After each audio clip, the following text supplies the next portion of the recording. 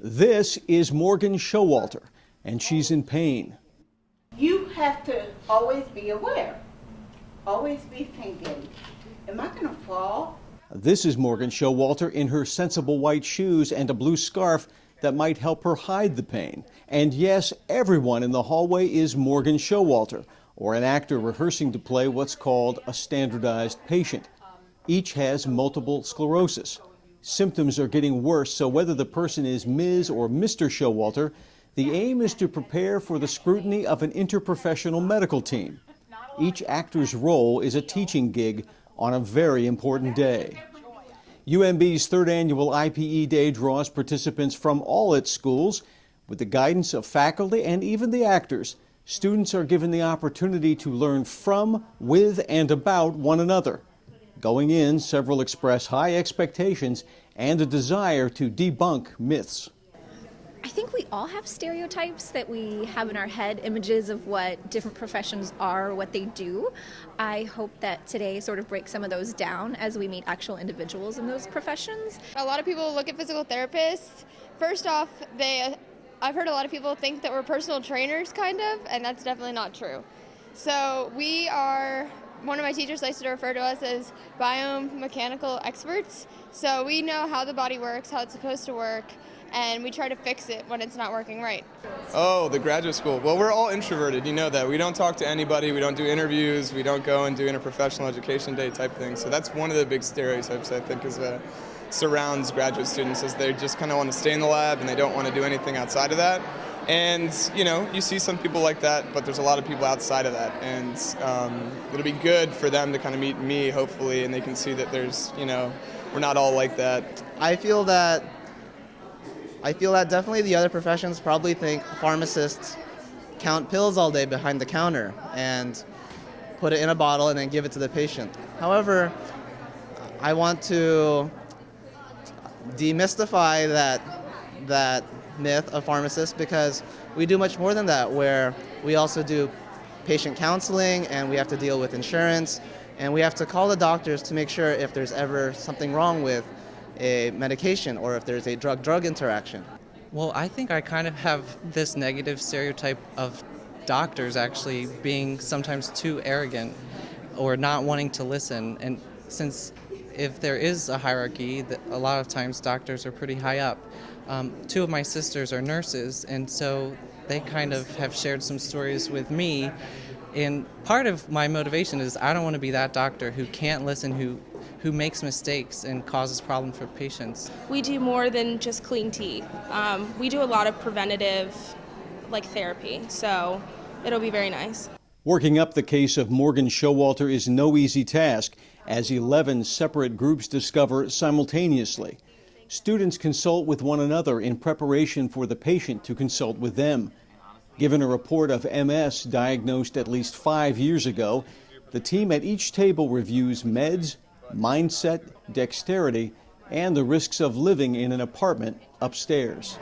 The physical environment, being able to modify that by having someone come in and just put eyes on it. We already solved the stairs.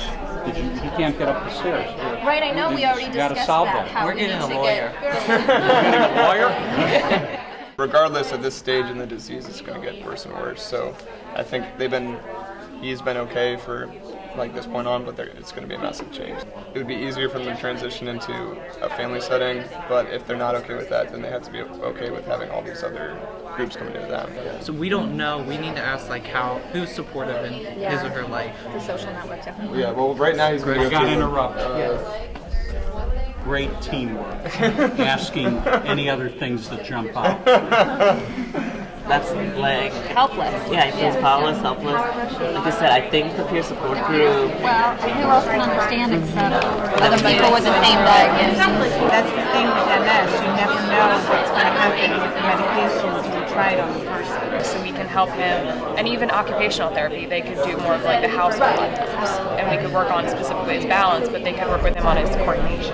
Students share many points of view, collaborating as one big group before they hear from Morgan Showalter. The patient shares one problem after another, including an agonizing trip to a dentist who didn't get why it's so hard to brush or floss. He was sort of, trying to tastefully bitch at me to get me to floss and to brush more. And I was like, dude, I can't make my hands work some days. The surprise factor of never quite knowing how I'm going to feel or when my body is or isn't going to work is getting increasingly hard to deal with. The level of pain is getting a bit worse over time. All of it, just sort of like I said, the fact that I never quite know what's going to happen is in some ways the most problematic. So kind of like not this unpredictability of what every day is going to be like. Yep, every hour. Every hour even. Morgan Showalter heads to the waiting room while his many IPE teams assess the case. They suggest solutions from how best to inject medicine to dental hygiene tools. Every discipline gets a say. The patient returns to a team that this time includes a lawyer. Our hope for that would be to sit down with your landlord and to explain your needs, explain why it really was getting difficult for you to go up the stairs, and that it would be much safer and better to get a bottom apartment, and to kind of see if we can just use persuasion first. If that was ultimately unsuccessful, we would definitely want to explore other options. Now, we did have some recommendations. However, because your rebif for your multiple sclerosis is free by Medicaid, we want to look through a list to make sure that maybe there are some other medications that are free as well, and that way you don't have to pay a thing. It's a common misconception to not exercise. So actually exercising is good, and we want to promote that. So we were talking about how it would be a good thing for you to come into physical therapy. And physical therapy could be a good option for your pain. We could possibly manage it without having to go the medication route. Faculty and students hear the group's action plan and the patient's response while preparing for a wrap-up that invites student opinion. I'm in law school, and so I'm a third-year law student. Most groups that I work with are normally all legal fact pattern, legal-based, but today's activity itself is very interesting because for a change, the same facts apply to numerous professions across the board. And so the same eyes were kind of zoning in on and spotting issues of different things that pertain to our own unique fields, whether it be dentistry, legal, medical, nursing, all across the board. And I found that was really cool. But I sort of felt like we missed the boat in that we didn't address really the patient's pain. He didn't walk out of there with a plan for his pain. I just know if we see patients in our clinicals, and if we didn't address that with our patients, they sure would let us know. One thing that I really think that was really good was not the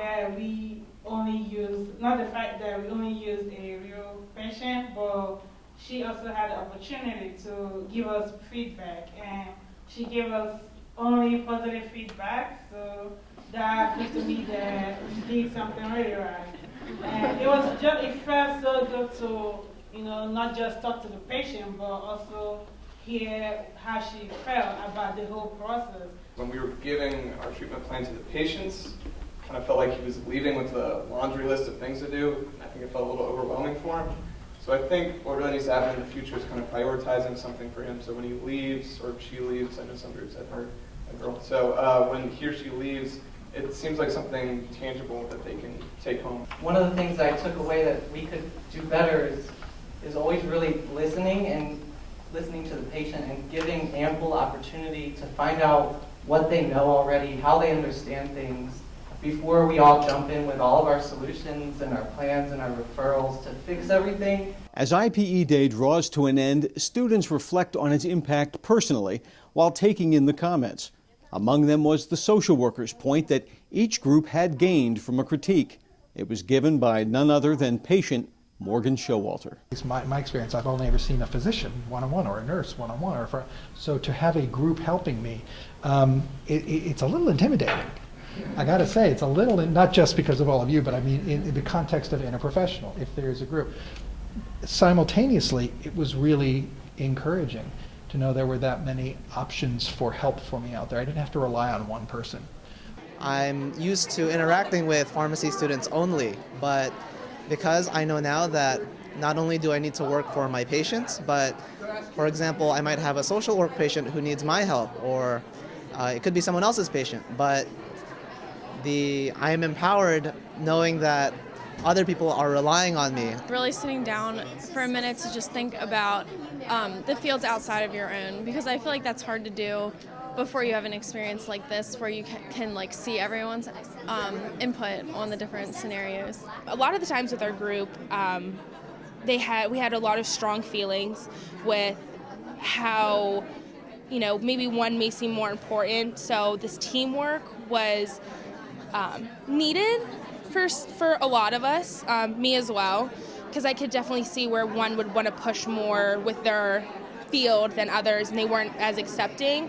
But I think today, when we all got together with the patient, we all worked together. I think one of the great things was inviting our colleagues from the School of Law, the Graduate School, and the Social Work School. We can kind of get a little terrified, maybe of our law colleagues specifically, because we think litigation and get scared, but it was really nice to see all the great things they bring to the table. There's the stereotypes about each discipline in and of itself. So you kind of come in thinking that there's going to be some kind of friction when you're trying to give your viewpoint or something like that. And one thing I noticed, at least with students, that may not be true with professionals in the field, is that everyone here is open to hearing what you're trying to say. So the one big takeaway for me is that it's encouraging that this next big group of future professionals is open to that style of approaching a problem. I got to experience all the different schools at my one table, so I really got to learn a lot about dental hygienists. They have so much more knowledge than I was aware of. And the law students and social work, they knew so much more about the housing situations and stuff than I did that it made it really, I learned a lot from them. And I think I was able to kind of maybe put to rest a little bit the misconception about physical therapists that I mentioned earlier. So we really got to share with each other what we bring to the table, and together it really was a perfect plan for our patient.